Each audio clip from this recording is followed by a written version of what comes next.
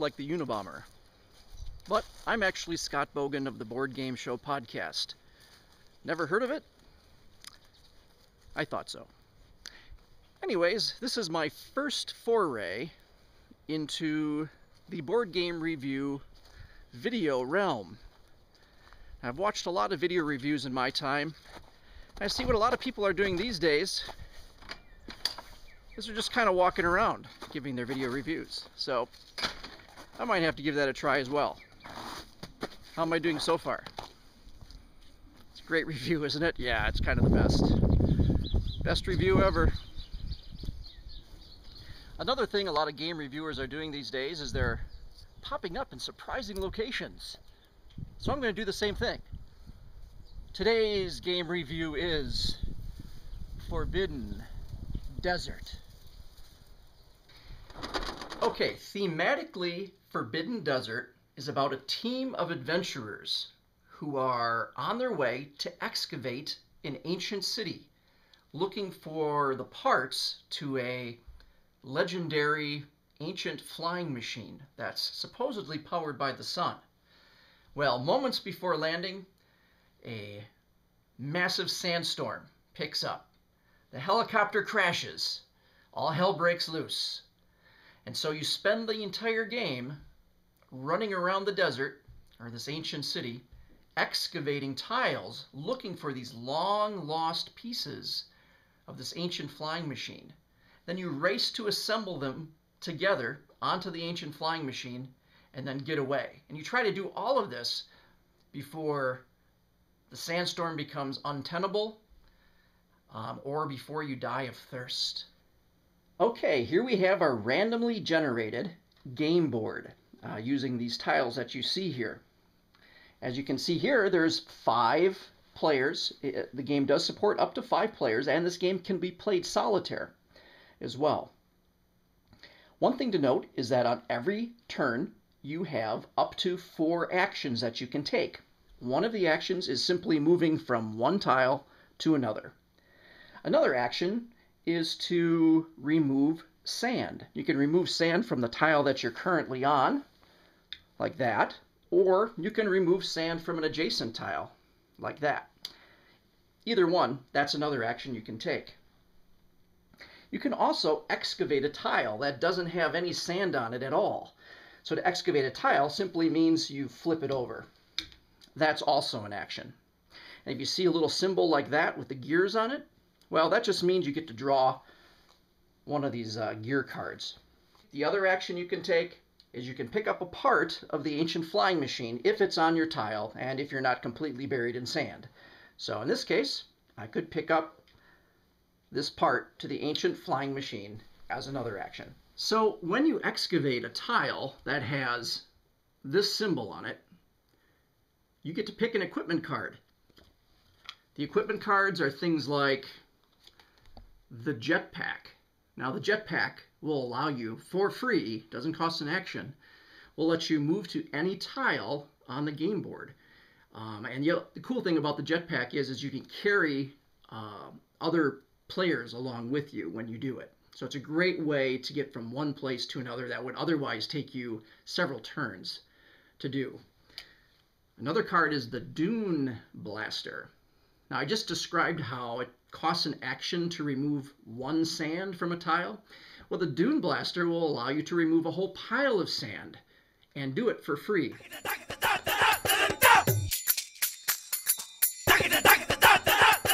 Now the reason you're doing any of this to begin with is to find the 4 pieces to that flying machine, the ancient flying machine. And how you do that is there'll be tiles that will depict the different pieces. So here is the, I don't know, it's like a navigation wheel or compass, something like that. It actually has a name, but I have no idea what it is.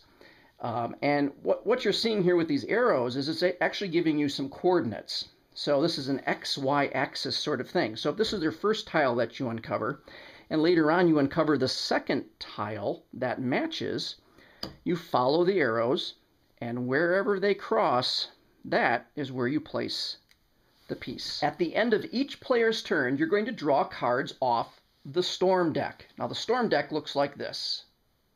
Okay, and it's based on this chart here, which tells you how many cards to draw off. So assume that the marker is there. You'll see that we'll be drawing 4 cards off the storm deck. Okay, if you're familiar with the game Forbidden Island, this is a very similar mechanic to that. But it works quite a bit differently than the island tile sinking. In this game, if I draw the first card and there's a single dot and an arrow pointing up, what that says is I move up 1 tile toward the open space on the game board. And any tile that moves gets a new sand piece. Now the reason that one's orange is because as soon as you put a second one on, or a third or a fourth, they're orange. It means that tile is now inaccessible. Now assume I draw off the second one. That says I shift 2 to the right toward the eye of the storm. 1, 2. Each one of these is going to get a sand piece. The storm picks up. Well, when the storm picks up, we slide the marker here up 1 tick. And notice as it gets higher and higher, we'll be drawing more and more cards until it reaches the very top and the players automatically lose the game. And one final card that you can draw off of this deck is the Sun Beats Down. And that's how you lose health in the game, or water is another way to look at it. This is an example of one of the characters you can play, and each character has a number of water that you can lose down the side until you reach the bottom and you die. Sun Beats Down means you lose 1 water.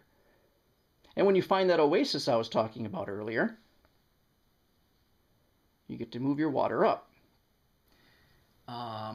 You'll notice that this tile here has a little watermark on it, like that. It's an oasis. There's 3 of them in the game, but only 2 of them actually hold water. And like I said earlier in the introduction, one of the ways in which you can lose the game is if your character loses water. Notice that one has water in it, so you're going to be able to grab water from it when you're playing the game.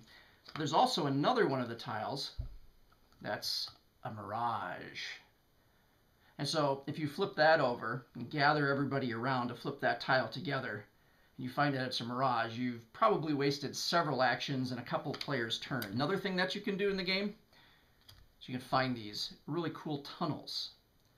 So again, excavate it. There's the tunnel. And the tunnels protect you from the heat of the sun. As the game progresses, you're going to be racing around the tiles, excavating, looking for the coordinates for the 4 little pieces. Here are the little pieces. And then racing to the launch pad, which is another tile, to place all of your pieces onto the flying machine so that you can fly away. And they actually made one of these little things. It's not really, I don't know if this goes on the front or the back. There it goes. It goes on the back. Actually manufactured this little machine here as part of their game, which is kind of cool, I guess. And once you've assembled it and all of the people are on the tile where you found the launch pad, you can even set this little thing on there. You win the game, and that's it. You can watch it fly away. Bye. Bye.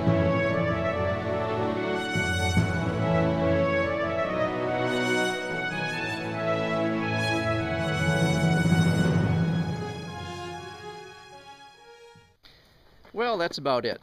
So, if I missed a few things, oh well, it was my first one, so.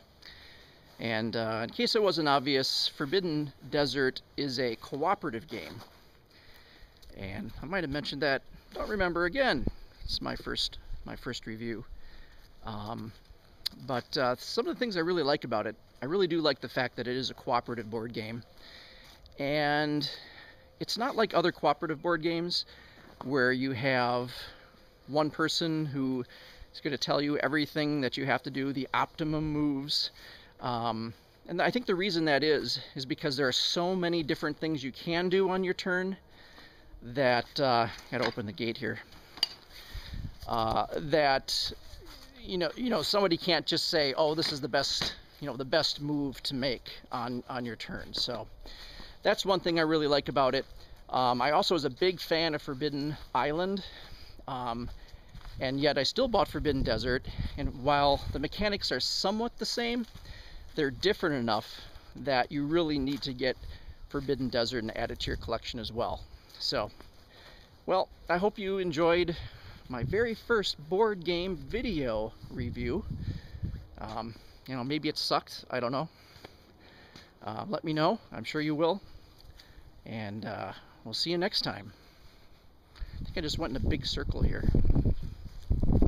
Let's keep walking. Bye.